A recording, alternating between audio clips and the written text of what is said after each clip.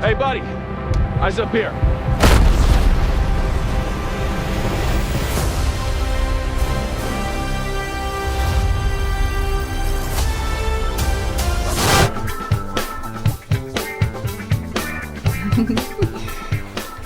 Let's get you out of this sofa.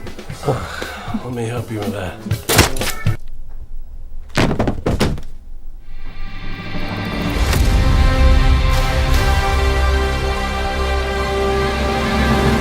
Easily, my most anticipated movie of the year was Superman. James Gunn's Superman, Superman Legacy, whatever you want to call it.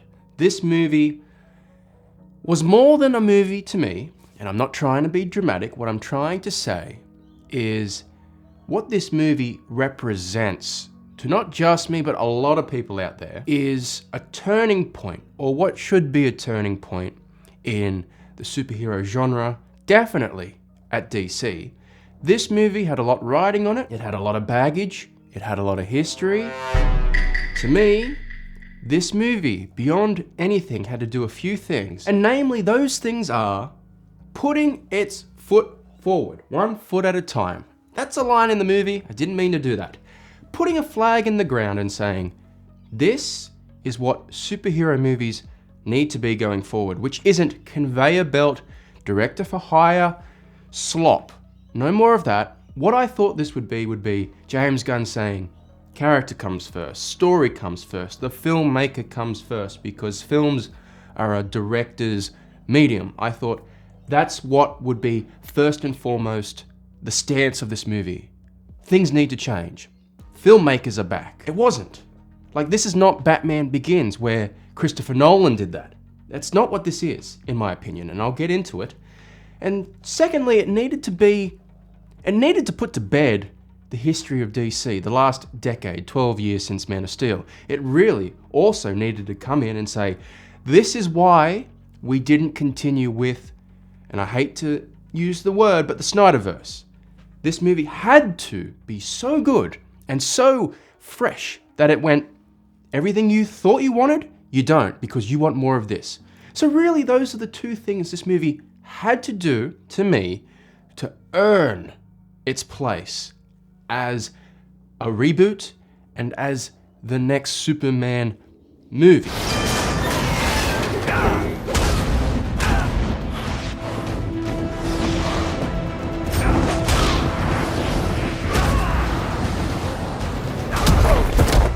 Z 8H 7014 4014. That is why, as the title suggests, I was disappointed by Superman, because it really failed for me. It failed for me in both those areas. It failed for me in many other areas I didn't say were as important. This movie was such a letdown for me. This is an opinion. And as the movie went on, as I was watching it, I got increasingly frustrated watching it. Now, that's not to say Superman is a bad movie. I by no means think it's a bad movie. It's too much of a movie. I'll put it that way. It's too much James Gunn. Everything you thought James Gunn might have got out of his system or grown out of, it's still here. This is certainly James Gunn at his most James Gunn. Bringing up Christopher Nolan again. Tenet. I don't like Tenet. Christopher Nolan's one of my favorite directors, but when a director has almost too much power and does too much of what they're known for without a producer or someone saying, hey, reel it in, that's what you get. Tenet was too much of Christopher Nolan. In my opinion, James Gunn, Superman, is too much James Gunn. I'll start with the things I like, because we're not trying to be negative and I'm not trying to shit on this movie. I'm just trying to express my opinion. And before the rage bait commenters comment, the monkeys behind their keyboard, see what I did there as well. If you've seen the movie, you know what I'm talking about. I'm not a hater. This is not clickbait. None of that. I'm giving you legitimate reasons why this movie disappointed me. It disappointed me. I'm one jackass in 8 billion on this planet. forgive me if my opinion slightly differs from yours. The things I liked. I like everyone that's cast in the movie. I like every character in the movie.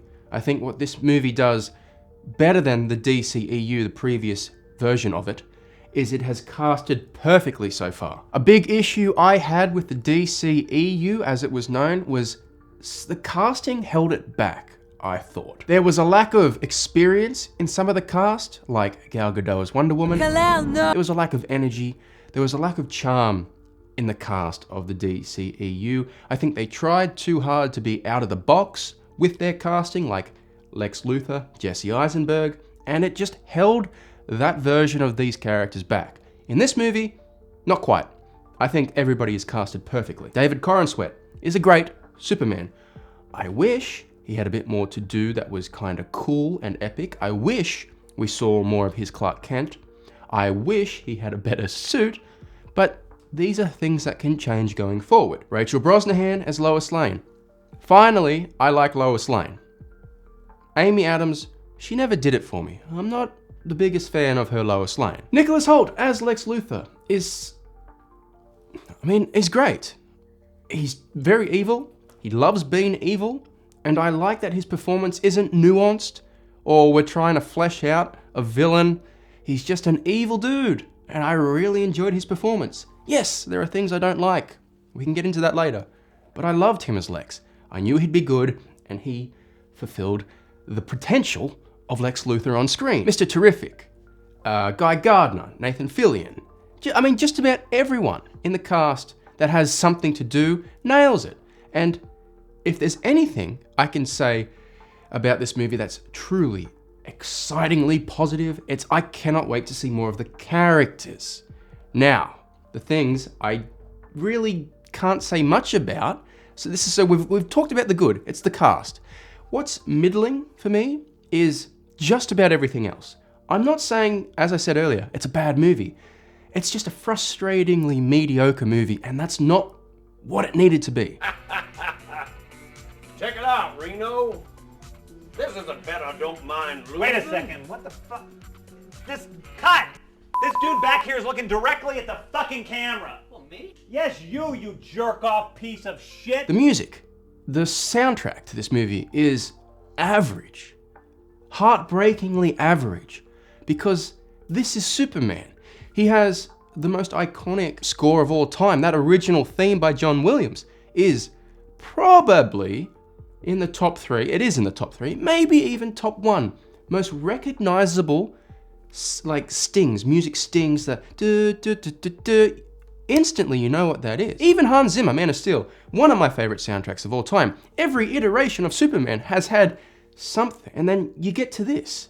And you can listen to the soundtrack on YouTube right now. In a vacuum, when you're listening to the soundtrack as purely just the tracks, it doesn't sound too bad. The rescoring of John Williams' theme is cool. Lex Luthor's theme is cool. There's like a electronic vibe to this soundtrack.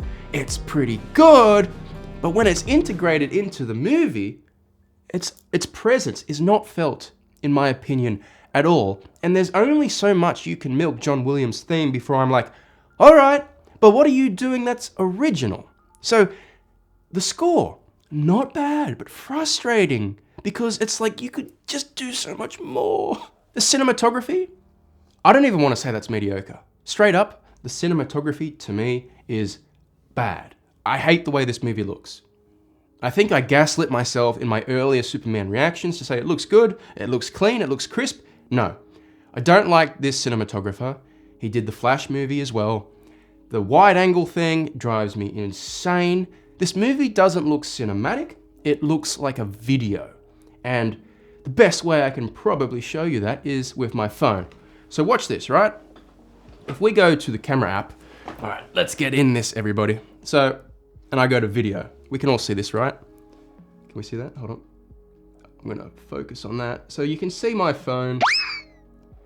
That's with a 1 zoom. We're just looking at that light there. Now, if I go to 0.5, everything zooms out, right? And looks kind of weird. It's kind of hard in this dark room. Let me focus back in on myself. But if you go on your own phone and you go to video and you go between .1 zoom and 0.5 zoom, which zooms out wider lens. I don't know. This movie has a wide angle lens problem. Nothing looks cinematic, and when nothing looks cinematic, nothing looks really cool or mythical or larger than what we can see with our own eyes. And you lose that superhero aspect, I feel. I've gone to the negatives really quick in this review. I didn't mean to do that. I'm sorry. The story would come next, the writing. This is not a bad thing. This is a mediocre thing. This is James Gunn, as I said earlier, James Gunning it to the max of James Gunn. Everything is weird. He can't help himself. I saw a review that said every emotional moment or any serious moment had to have a joke at the end of it. I don't think that's true. I just think everything was jokey. I don't even think we got that many serious moments, and the ones that we did get were touching. You know, even the kaiju, the big monster they fight in the movie, it looks goofy. And they kill it in a goofy way. It's getting its eye stabbed. It's just very reminiscent of Starro in the Suicide Squad that James Gunn did as well. James Gunn does the same damn thing every time, and I'm convinced now. There's always cute animals, there's always a big, huge villain to fight, there's always a ragtag team of people, there's always an asshole character, there's always these weird things happening in his movies, and it's like, okay, James Gunn, grow up a little bit, or step aside when it comes to the more serious characters. I'm not saying Superman needs to be serious, but you just gotta treat it with a bit more, I don't know, there's just got to be a little bit more there, you know? This Superman felt like Superboy, where he couldn't do anything right, he couldn't win a fight to save his life. The respect for Superman was there, but as someone that lived in this James Gunn DCU, I don't think you'd respect Superman that much. If the Justice League was organized tomorrow, you'd be following Mr. Terrific. He'd be the leader, not Superman. And I think that's an issue. And yes, this Superman is only very early into his career. But guess what? So was Henry Cavill's Superman when he was killed by Doomsday. He was only 18 months into his career. So don't give me that. Don't give me that. The best thing James Gunn's script does is makes the characters, this goes back to the characters and the actors, it makes everything relatable. There's moments where Clark Kent's cooking dinner for Lois Lane, and you find out that he prefers breakfast food for dinner. It's small things like that. You might not realize it while you're watching it, but that totally brings a character in a movie down to your level, my level, a human level, a relatable level, because people are weird. I like breakfast food for dinner as well. So it's like, oh, there's an immediate relation there. Not everyone's going to, but it's small little things like that that James Gunn always does in his scripts that are excellent. That he makes everyone relatable instantly.